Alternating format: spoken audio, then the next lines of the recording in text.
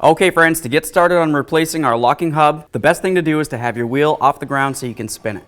After that, we're going to remove all of our mounting bolts.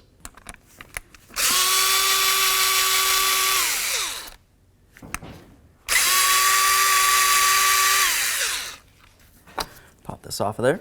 With the cover out of the way, the next thing we want to pay attention to is this area right along here. You're going to find that you have a clip inside there. So I'm just going to use 2 picks. I'll hold one side of the clip so it can't spin around, and then I'll get underneath the other side and try to pop it out of here. There we are. Once it starts popping out of there, just carefully grab onto it so it doesn't shoot away. Now behind that, you're going to find that you have a secondary clamp behind there. So just go ahead and grab onto the edge of that and pull it out of there. Now at this point, it should slide out. Okay, now it's time to install our brand new locking hub.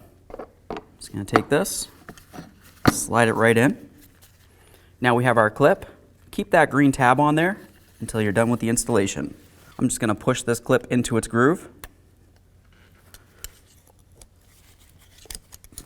Once you feel as though it's all the way around, go ahead and remove the green clip. Push the clip in the rest of the way. Just going to give it a couple loving bonks just to make sure that the clip's sitting inside the grooves. Now let's just test it. I'm going to test it in free. You should see that the axle is not spinning.